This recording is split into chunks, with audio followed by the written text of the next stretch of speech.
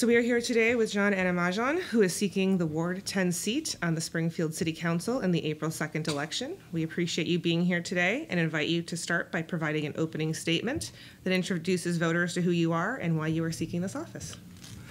Thank you very much for having me. My name is Olajide John Animasaun, born and raised in Nigeria, and I've lived in America, and specifically in Springfield, Illinois, for about 12 years now. Came in December 2007. Found Springfield to be a good home where you can raise families, and I thank God for what God has enabled me to do. I have living here with me, my wife, and my 3 kids. Down where I live, which is Ward 10, in the west side of Springfield, very good neighborhood in Scarborough's place. But I do believe there are some issues that needs to be addressed. Some areas need some road network. We believe the kids in the school in the area can have their own school district to go to. And also, there are some zoning issue which has allowed some strip malls to be popping out here and there. What I believe we should do is have structures and the neighborhood should also have infrastructure that will support the structures that have been put on in the neighborhood. So those are the issues, and also that I want to be the heir of the neighborhood of the ward in the city council and even in the state as well. So I believe these are pertinent issues to the people in the ward, and they need it addressed. Access to the aldermen is something that is very paramount to them, and I think being somebody who is new in the race, I tend to offer something new and something very welcoming and broaden the scope of expectation in the ward.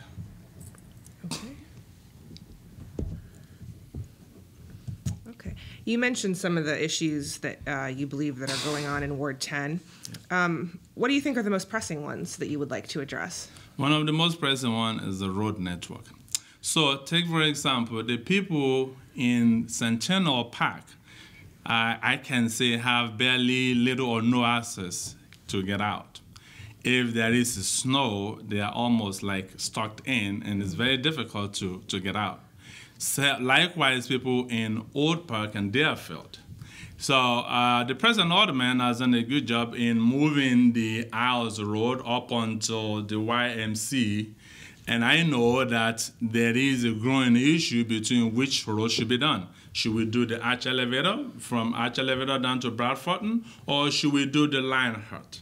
Well, in view of the budget constraint, and me walking the neighborhood, I see that the need to finish aisle would give the people in Centennial Park a palliative treatment whereby they can be able to access, get a better access from their neighborhood. Likewise, people in Deerfield and Old Park, because in view of the budget constraint, it will be so difficult to do the construction from arch elevator down to Bradford. That's my view. Okay.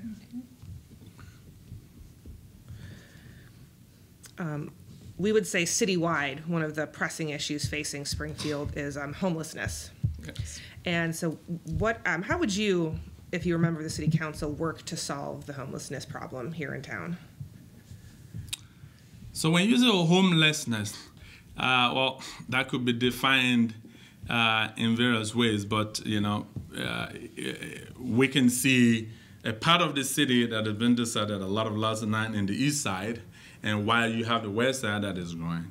Then is it the people that are homeless that they can find home? Well, that can be classified under the economic issue, and also the disparity in maybe predatory lending that is affecting people that have had homes and they cannot support their mortgage or pay their bills. So I think what the city needs to do is that look critically, because I know there are some supports that the city is giving to some homeowners that are having difficulties. But moving forward, I think the city should look critically more into the issue of race, how it affects home ownership, and also predatory lending, how it affects people that already have homes, and how they can bring a bridge to manage how people get homes, for one, and people that are looking for homes, to make sure that they have enough means to support what they will be getting. Okay. How about for the people who are already homeless? You know, last summer we had a problem at the library where a lot of people were had no homes would stay, and that brought some concerns by the patrons who use that, or the people who are in the shelters now. How could the city help them? Well, one of the ways I think the city can help is to give support to some local churches that have ways to, to harbor those people that are homeless, and a lot of NGOs, non-governmental agencies that that have homes, that moves around looking for people that are homeless, that try to find them maybe a week or two to support them, to give them a little bit of an housing. But by and large, I think the city can also do some subsidizing housing. A subsidizing housing, we can create a subsidizing housing unit somewhere whereby we can pay for that using some incentives if we get taxes from medical marijuana when it passes into the law. Could we go back to when you were talking about the needs of your district? You said something about schools. Could you elaborate on that? Well, right now, the 186 school district is far away from my neighborhood. My kids in my neighborhood goes to 3 different school districts. So, I mean, every morning kids tend to ask their parents, why am I driving this far to go to school?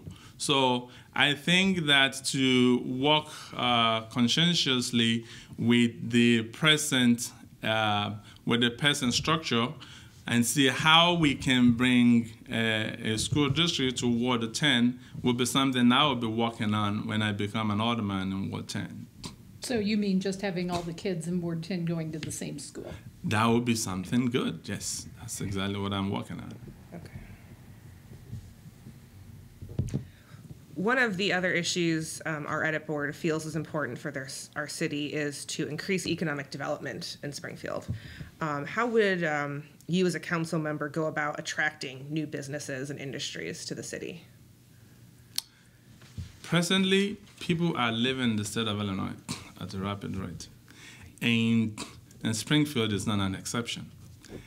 Our tax rate is one big issue that is sending people away. Attracting new businesses will be one of the ways is, like they did in New York. New York gives some new businesses some tax-free period. Maybe we can do that. Maybe one of the issues that we can do is, attract new businesses, giving them a period of time where we put a freeze on taxes or a reduce taxes for them to pay, and also create an avenue whereby we can attract light small businesses, not strip malls. So one way is to reduce taxes for businesses that are coming in and put a leverage on it. Okay. Are you, the Land of Lincoln Economic Development Corporation has started in the last year. How would you describe the progress of that group? The Land of Lincoln Economic Development Corporation. The city put some money in toward it, the county put some money in toward it, and then a lot of private businesses did that with the focus of, with the mandate that this organization will work on attracting businesses to town. Okay. How do you think that group is doing so far? I've not extensively. I haven't really read into a lot of things they have done, but I've been opportune to listen to somebody who gave a presentation on what they are doing. What they are doing so far, based on my understanding, is the present businesses that are on grant, and also newer businesses that are trying to incorporate it with them and see what needs they have and how they can help them, either in terms of giving them an outlooks or support system, maybe in terms of how they can liaise with the community to boost their businesses. I think they are doing that. Now, in terms of bringing brand new businesses to the city, I can't say I've seen any much work done on that with that group. Okay. Do you support the city putting funding into that effort? I do. Okay. That's part of the way we can bring business, we can attract businesses down to Springfield. Okay.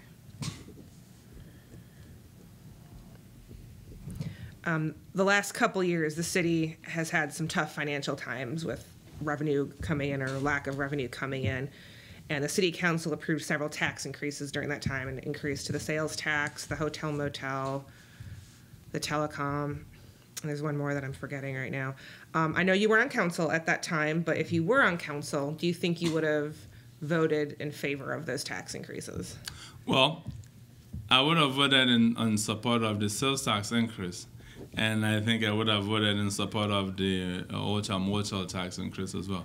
But, and also put a moratorium on them, because right now we can see what it has done to the businesses.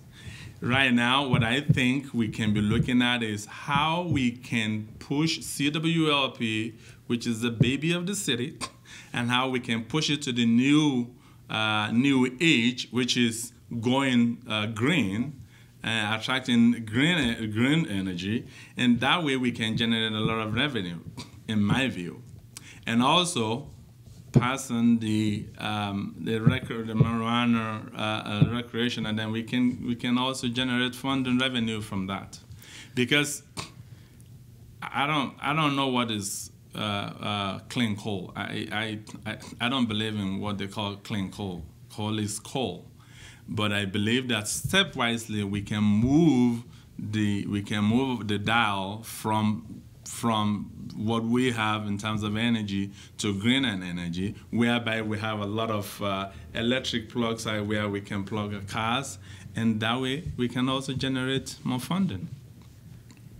You said you think recreational marijuana could be taxed. You mean the city should do its own tax if medical marijuana is approved by the legislature? The city can do its own tax. I'm saying you would be in favor of that. Yes. Okay, just making sure I understood you correctly there, because obviously the state would probably tax it, and I want to make sure that's what you were referring to. The city's financial situation stabilized this year, not necessarily the budget issues we've seen in the past couple years. If you were on the council, what principles would you follow when looking at a budget every year to ensure it's the best fiscal plan for your constituents? So I would look at the residents, the population of the residents, the needs of the residents, and the infrastructures that we have. What has happened to the infrastructures? They need the works of limiting to the wards. You're looking at zoning and ordinances. So and I will look at what has been zoned for residential, what has been zoned for businesses, and what ordinances can we put in place, and that would support the infrastructure we have, and also the newer structures that are coming. Do the present structures we have, can it support it?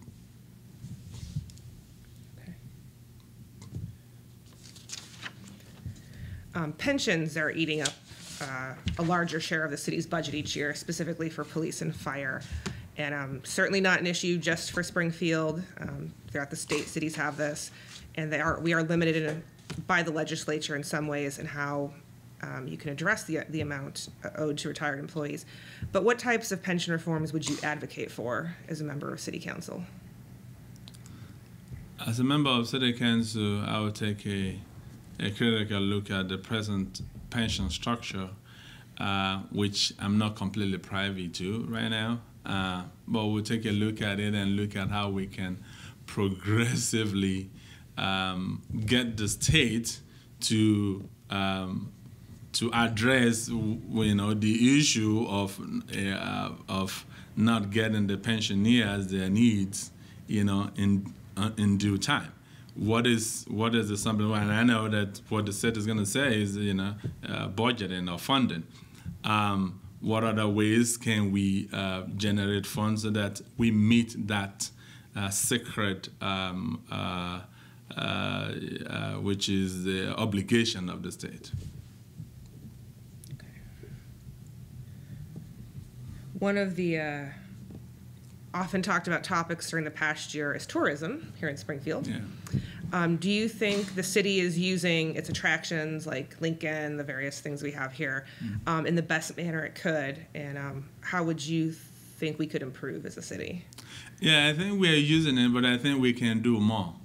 I think that we have a lot of historic sites that we can really advertise to the nation, even the world.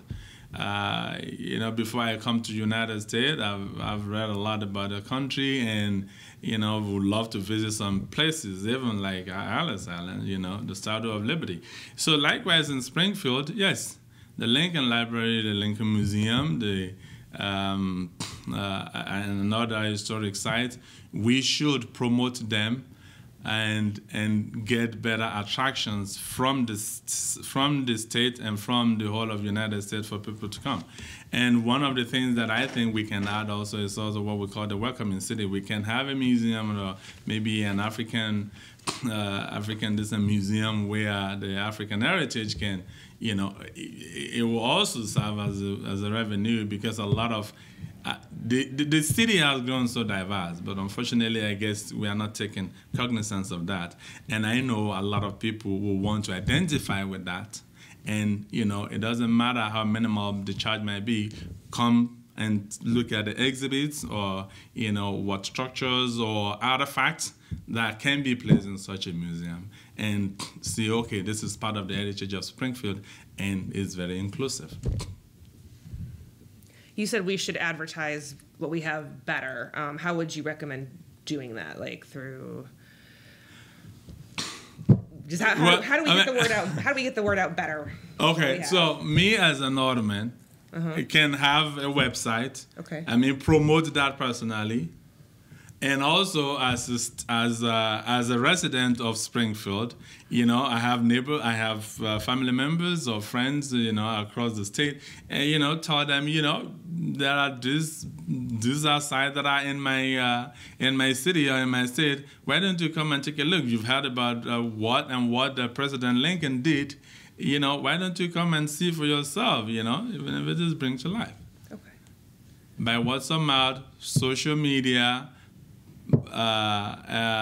news ads, even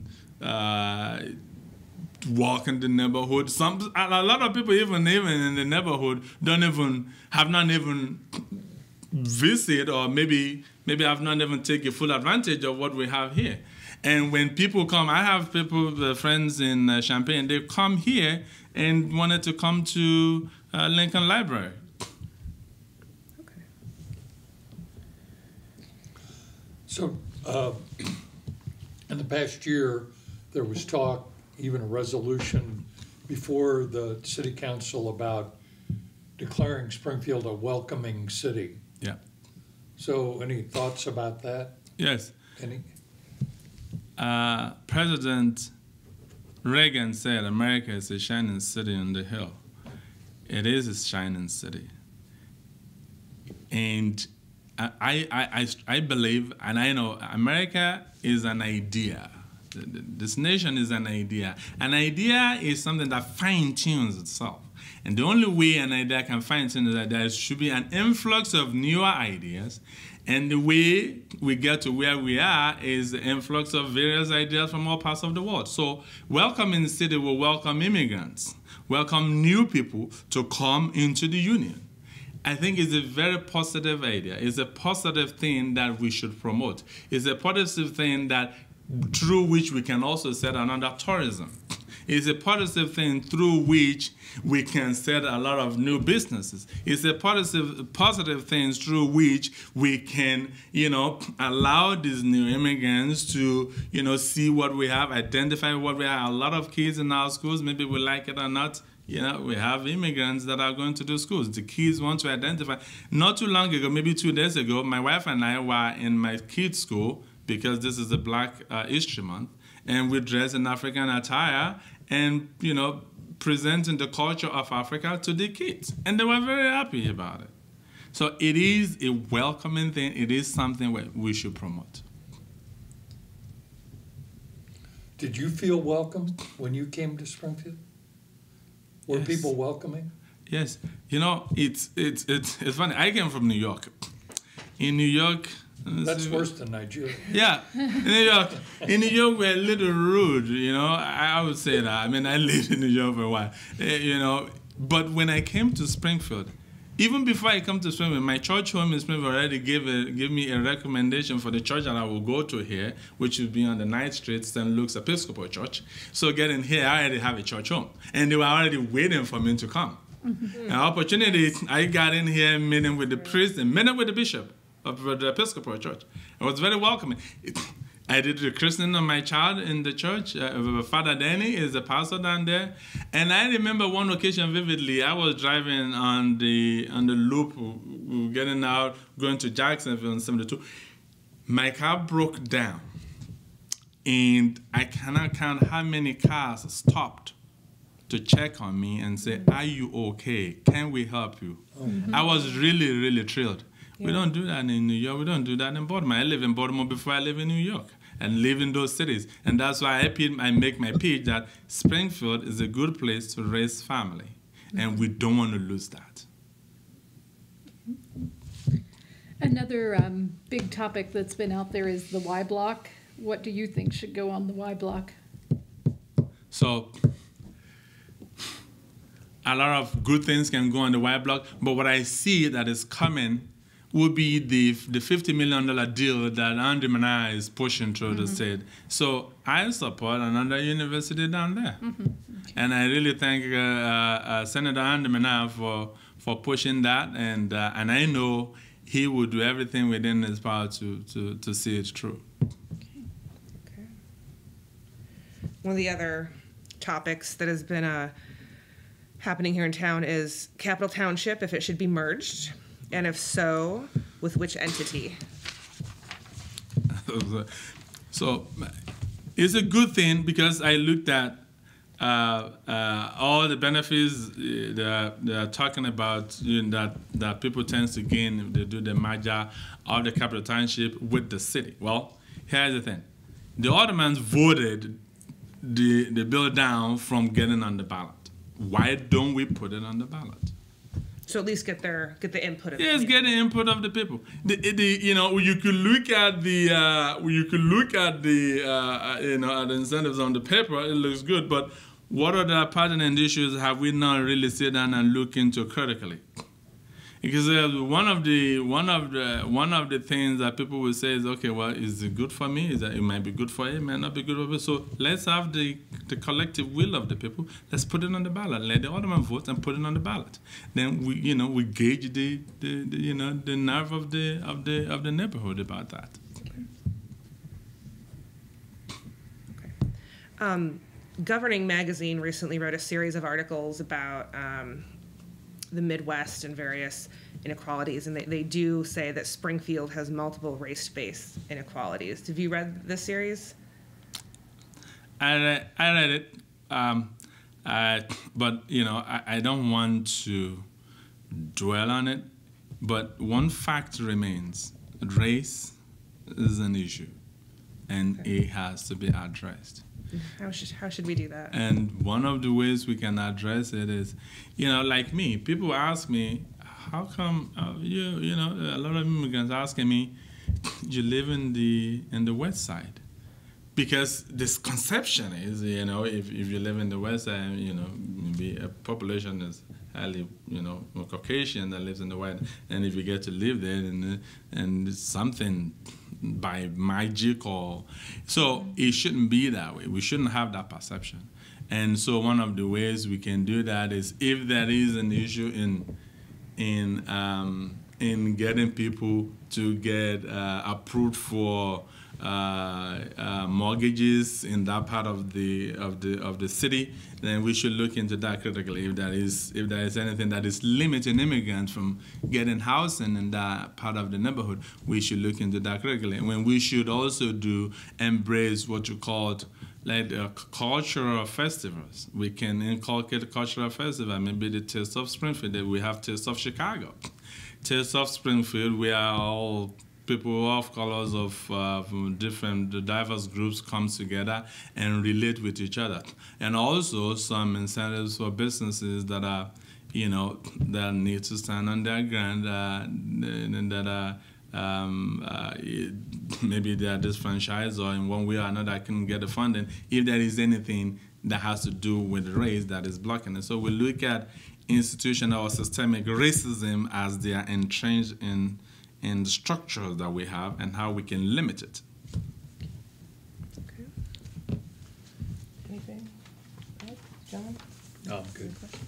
Well, we thank you for coming in today and meeting with us, and we invite you to give a closing statement as to why voters should choose you to prevail on Election Day. Thank you for having me today, and I thank the people of Ward 10 for giving me the opportunity to be on the ballot. As I have said in the series of this interview, I stand for good road network, safe neighborhood, excellent educational outcomes, bringing leadership to each door, and I represent a viable representation at the City Council and also at the state of Illinois at large for the people of Ward 10. And I can be their heir. I will be a better alternative to what we presently have. I will be attentive to getting our roads done, getting our road plowed during snow, and also making sure that the zoning is done effectively where we don't have excessive strip malls and structures that our infrastructure does not support. And those are my views, those are what I stand for, those are what I tend to push for the people of Ward 10. And thank you for having me.